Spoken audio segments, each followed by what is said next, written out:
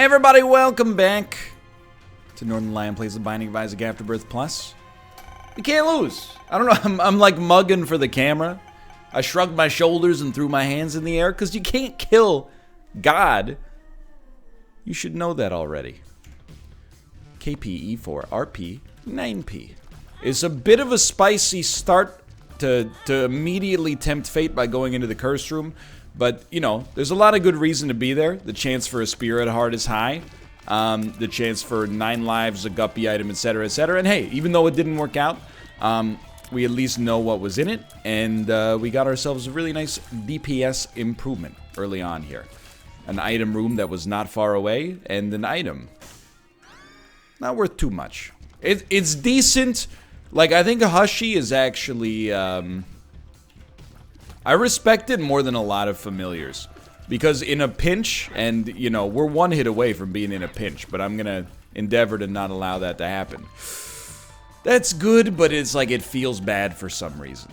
I mean, it's like, it's objectively good, because if we want to get back to the same position we were just in, we just press the spacebar and we even get an extra benefit out of it, but... and this is, we're talking Isaac to begin with here. This is a rarity. Ed has always said, like, he likes items that allow you to get a benefit for taking damage. I agree. I think that's a really fun, like, forgive the term because it doesn't really apply in Isaac, I think, but I think it's a really fun, like, archetype. It's a really fun design space in games to play around with. My problem right now, and it's not meant to be insulting, it's an explanation rather than anything else, is that there's not enough items in Isaac that really allow you to do stuff with that. But you know what game is really good at exploring that space? Is 4 Souls. His Binding of Isaac themed multiplayer card game, which I've talked about a lot last year, but like, I'll talk about it again. It's genuinely very, very great. 4 Souls definitely has way more, like, you know, cool broken combinations where that kind of stuff gets explored more. We're really grinding on this one. This would be a great penny. It's okay.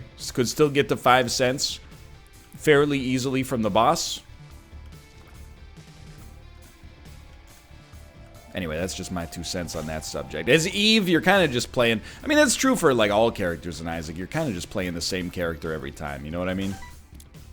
Not even in a bad way, but, like, most of the time, pretty much every character in the game is played roughly the same, which is live, get some good items, destroy.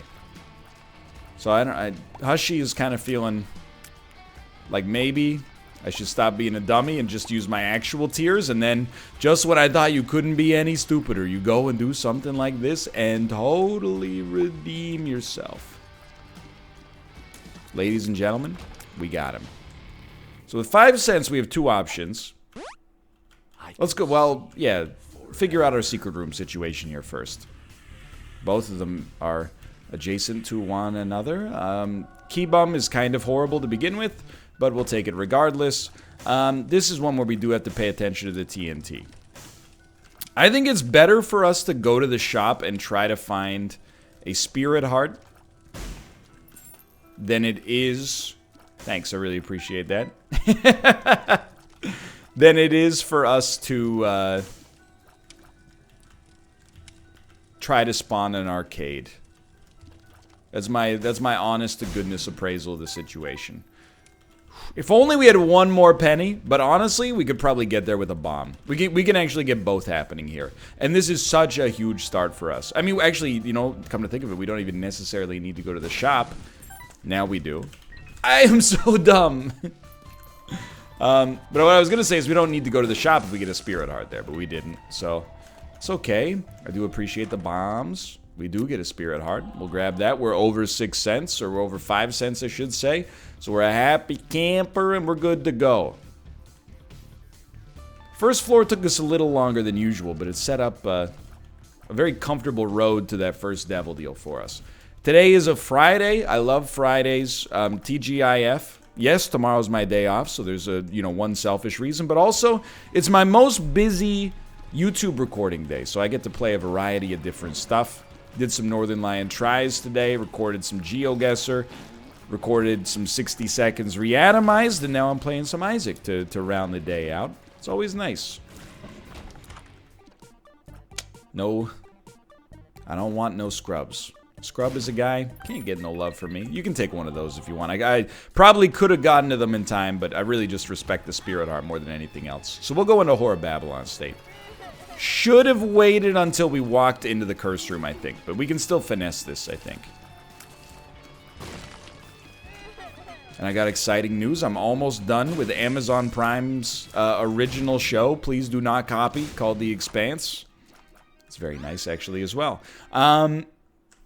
Almost done with Season 4. I got like 2 episodes left. I would be remiss if I didn't call that one of my favorite shows of the past few years so far. Very good. Maybe, to be honest with you, it's made me want to watch Babylon 5. Half because I hear, not Babylon 5, sorry, Battlestar Galactica. I don't know, Babylon 5 might be amazing as well, for all I know. But, everybody is always like, if you like The Expanse, watch Battlestar Galactica. I want to watch Battlestar Galactica now. Not just to see Battlestar Galactica, but to be able to participate in conversations about what's the best science fiction show of all time. I haven't seen Firefly either, so I'm like way out of the loop. But anyway. The Expanse is super good. Highly recommended. Shouldn't have walked into that. And you know my perspective, I've been saying it a lot. What did Amazon Prime get recently that is awesome? Booksmart. Apparently it has The Lighthouse in America. Not in Canada yet, unfortunately. Let's go peep this for a second. It got all of The Expanse. That's pretty solid. What did Netflix get recently? Gwyneth Paltrow's Goop Experiment. I'm telling you, these are 2 platforms going in very different directions. I will always respect Netflix for greenlighting I Think You Should Leave by Tim Robinson. Maybe Season 2 will be Expanse tier. Although it would represent a regression from one of the greatest television programs ever made. But I'm using Amazon Prime way more often than Netflix these days. Still, my #1 entertainment choice is turning on my television, going to channel like 308, and then seeing what's on TLC. If nothing's on TLC, I go to HBO. If nothing's on HBO, usually I just let my TV sit at the guide screen while I scroll through my phone over and over, going through Twitter. Twitter, Reddit, Twitter, Reddit, Gmail, Twitter, Reddit, Twitter, Gmail, Reddit, Gmail, Twitter. You get the idea. We've all done it.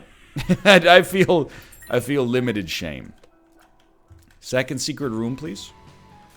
The ultimate shame online is when you're like on a website and you type in that website into the URL bar and it loads, but you're like, I was already here. I've done it. Not so much recently, but I've done it. I've been there. I've been a kindred spirit. I promise. It's true. I will say, so I had previously watched the first episode of Watchmen on HBO, but I watched it like with divided attention, I'll admit. Not because it was boring, but because I was obsessed with Tetris at the time. I still do play a decent amount of Tetris. Well, I don't know. I play a few games here and there, I guess. You know, a couple hundred a week. I'm joking, but the fact that I had to clarify that I'm joking is scary to me. Because people are like, well, there was a time when that was the case. But they recently announced that they will not be pursuing a future season of Watchmen. Not because the show wasn't popular. It was very popular. Very critically acclaimed. But they announced they wouldn't pursue another season. This is so good, dude. Because the showrunner didn't want to do another one. He felt like he did one self-contained story and he wanted to move on. So they're stopping the series. Nothing you could possibly say makes me want to watch your show more. So there is a very realistic chance I will watch all of Season 1 of Watchmen before the end of February 2020. This hurts, but I'm gonna do it anyway. You know what the big motivator for me is? There's a real, hold on. Be cool. Hold on. Be cool. Little spicy on HP, but I think everything's gonna be fine. I will watch almost anything if I have the app downloaded on my phone. If I don't have the app downloaded, it's a very bizarre part of being a human being, right? It's like got to be something to do with the psychological barrier to entry. If you tell me to watch something on Netflix, the odds of me watching it are so much higher, even if the show sounds like trash, than if you told me there's something amazing but it requires me to download like the CBS app. It's just the way she goes. I don't know what to say. They're all free. They take approximately half a second to download on the fiber connection.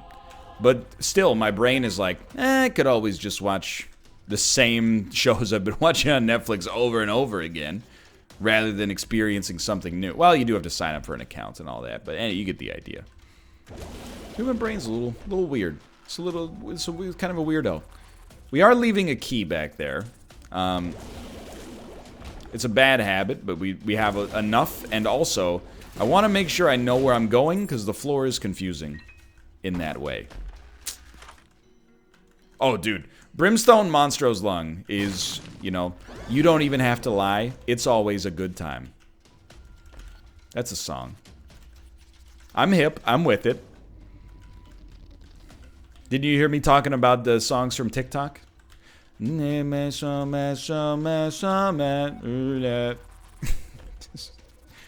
good one. I would even say that's a great one.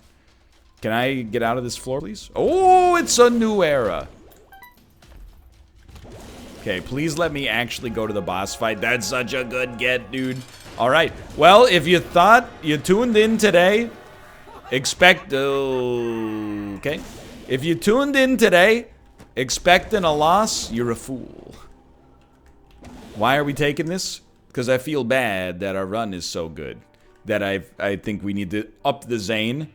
It's also actually pretty solid for our damage. But this is a bad decision strategically. I want to be very upfront and clear about it.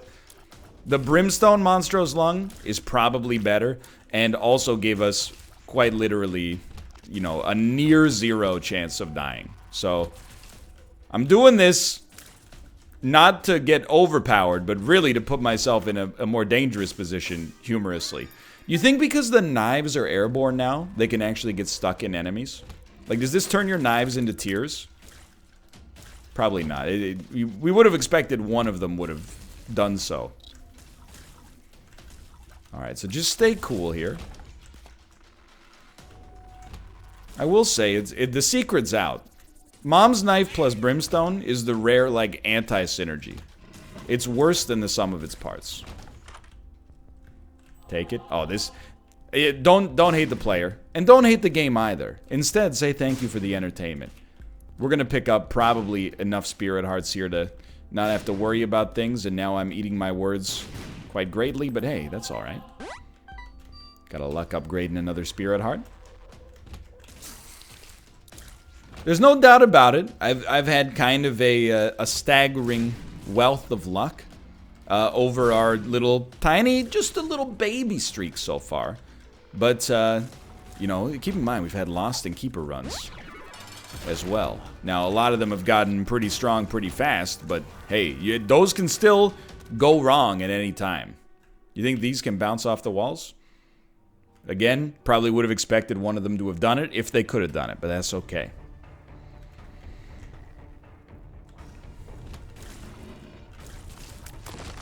Apart from that, not that much going on in my life, to be honest.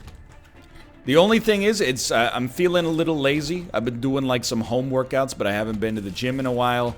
Well, like a week. Because there's been these blizzards in Vancouver. And I honestly, as much as I want to go to the gym, and I recognize the importance of keeping a habit, I refuse to drive to the gym in a blizzard.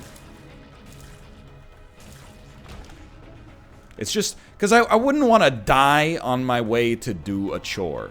It's more of a hobby than a chore, but you know what I mean. Like, if I'm going to die in an accident, I recognize, I guess, that I wouldn't really feel either way about it, because I would be dead, but I would rather not take excessive risk en route to, you know, like if I had like a routine doctor's appointment this week, I would have done the same thing. I would have been like, I'm sorry, I can't make it. So I've been pretty like shut in, but not in a bad way, because like, I mean, the start of 2020 has been very busy. It always is. I talk about it now and then, and I feel weird kind of pseudo-complaining about it. So please don't take this as a complaint. You know, I have a pretty rich life, and areas in which it's not rich are kind of by my own design, you know? Like, you know, I don't spend every weekend doing like super exciting things. That's because my tolerance for that is very low. I like to do like, you know, one exciting thing every 2 months, and then have 7 weekends where I am at home. That's on it. That's just where I like to be. But it always starts a little hot, you know? You get, like, end of November is my birthday. Then you get into December. I mean, we also have my parents come around my birthday this year. End of December, you get Christmas, you get New Year's. New Year's starts. 2 weeks later, Kate's birthday. And it doesn't, it slows down a little bit after that. But I remember, like, you know, obviously Valentine's Day is like a month after Kate's birthday, so it's another thing on the calendar. And then, like, Kate's mom's birthday is sometime in February. I don't remember the exact day of her mom's birthday, okay? After that, it's pretty clear. And I know that might not seem like a lot of stuff. I mean, probably those of you out there with kids are like, ah, good one. Looking at my calendar, birthday party, soccer practice, baseball practice, PTA meeting, birthday party. Okay, I get it. I get it, you're a mom. But, well, statistically based on the demographics of my videos, I get it. There's 95% odds you're a dad. But I'm just saying. After that, it slows down a lot. You know? We got our anniversary in May. That's pretty much it, honestly. The anniversary is kind of like the cap to our, like, domestic holidays. for the first half of the year, at least. So I'm kind of enjoying the, you know, week of being a homebody here. But I gotta admit, a little bit of an itch to go snowboarding. It's bitten me. I'm not, like, obsessed, clearly. Mostly because I'm not very good. I'm still an extreme novice. But, like, I talk about this, and I really... If you take one piece of advice from, like, the last year's worth of videos... It should be something along these lines. And these are not meant to be, like, self-help videos, but, you know, this is just my insight. If you can get to the point when you're learning a skill that the learning itself becomes fun, keep pursuing it. That's, you know, when I was learning programming, you know, lecture 1, I was like, I don't understand what the heck this old man's talking about. I'm sorry to this man. He could be walking down the street. I wouldn't know a thing. Lecture 2, I was like, I started to get it. Lecture 3, I was like, I'm having a fun time. Same thing kind of happened with snowboarding, you know? First time I went snowboarding, fell a lot. You know, I'm not going to say you're overwhelmed, because I'm not, you know, like a baby. But you got a lot of information coming in. It's a completely foreign movement. You're doing things you've never done before. Day 2, which was the first day of last weekend, I was like, you know what? I feel a little bit more confident. Still not having fun necessarily, a little bit scared, but working it out. And then day 3, I was like, oh, I'm having a good time. If you can get to that point, you know, you can learn any skill. Because at that point, it has become recreation. Programming, learning a language, going to the gym, cooking, you know? Any skill that you might want to learn. If you can get to, it's not always going to be easy, but if you can get to that point where you can start to have fun with it. You know what? There's a better way to phrase it. Don't quit things too early. I think is the way to describe it. I think a lot of people, and I've railed on this specifically, but I think a lot of people that are, especially people that are used to doing really well in school at first, you know, like they consider themselves book smart individuals in high school. They're used to getting a grasp on things quickly. Some things in life, you don't get a grasp on quickly. It's not in humans' DNA to just figure it out on your first pass, you know?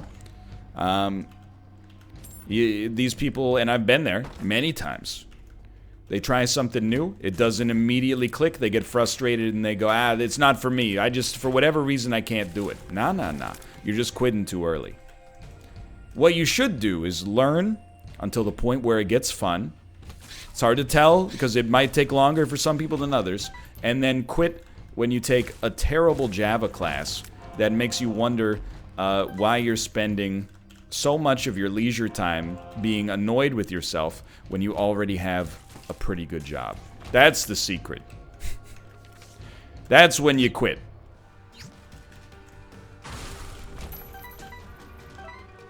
Anyway, let's get off the preachy subject. I'm just saying. I'm at that point now. Unfortunately, it is also... I mean, it's not inconvenient, like... And again, I feel bad complaining. Because I live in probably, like, one of the best cities in the world if you want to participate in snow sports.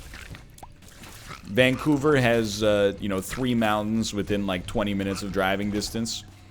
Whistler is a world-class resort, and it's an hour and a half to 2 hours away by driving. Even, like, there's mountains in Burnaby, which is only, like, 20 minutes away. I don't know if you can ski on them, I'm just saying.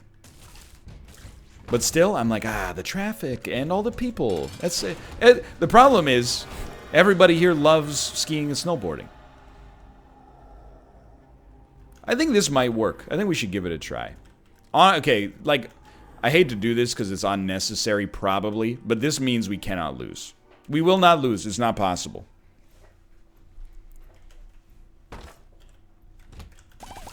There's a huge culture of snow sports in Vancouver, which makes perfect sense.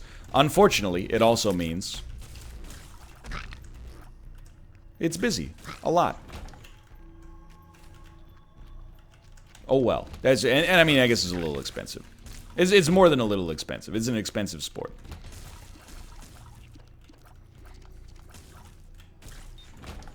I don't really know where else I'm going with that. What I should do is it would be... Oh, you're such a fool for walking there. I like taking Saturdays off. If I were a smarter man, I would definitely reconfigure my week to take, like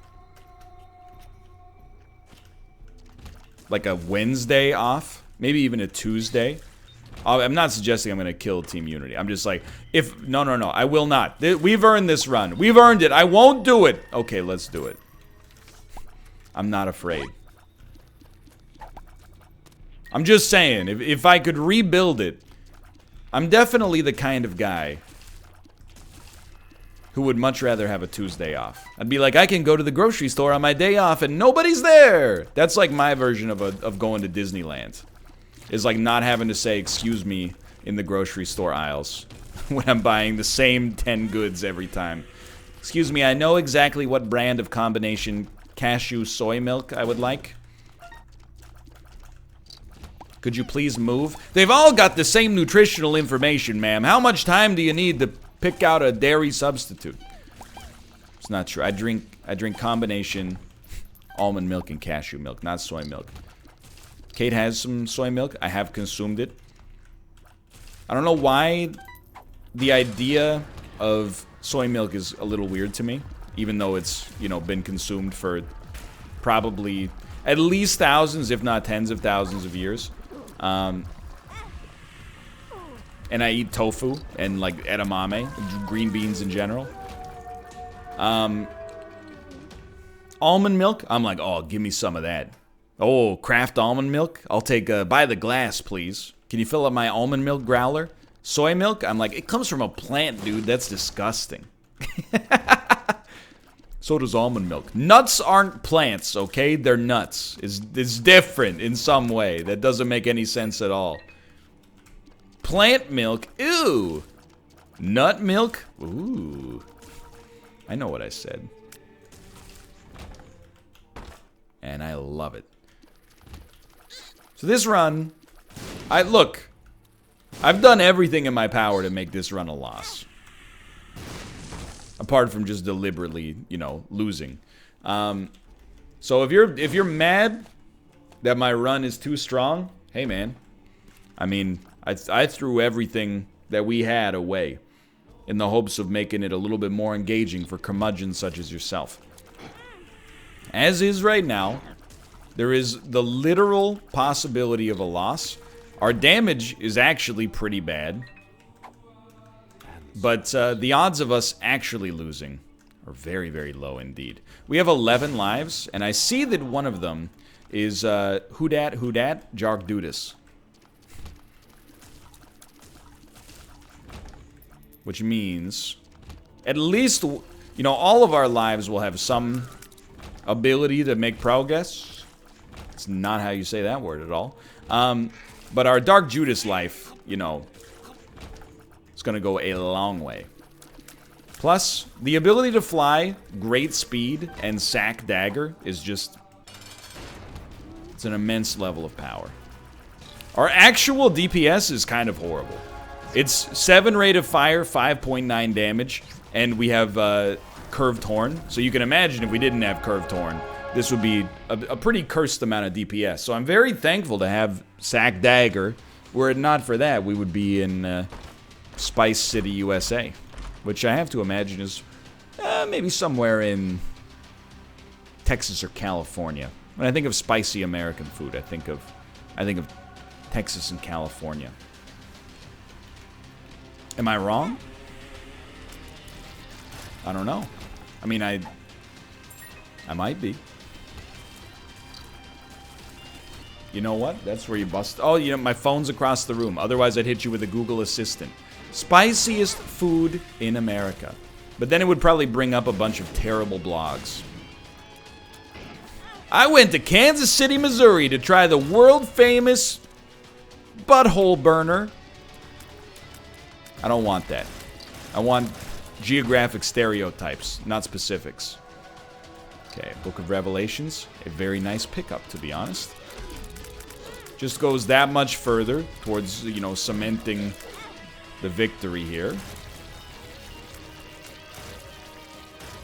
I feel like so many of our recent runs have been mercifully short as well. The classic recipe for an NL loss is very, very simple. Low DPS and long run. You know, curses in particular can amplify that. Low DPS in general tends to lead to long runs. But that's when I lose focus, and even if we have like a decent chunk of HP, I start to take way too much damage because I'm making mistakes out of laziness, really, and just a loss of attention. That's very nice. A run in the 25 to 30 minute range. Very comfortable for me to play, you know, play my game. So we are going to complete this one. And it's yet another very easy win with Mom's Knife, Brimstone, Proptosis, Lusty Blood, and various other items of merit showing up. For now, thanks for watching. Hope you've enjoyed the episode. If you did, click the like button. Helps out a great deal. Of course, subscribe if you want to see more in the future. For now, thanks for watching. I will see you next time. See ya!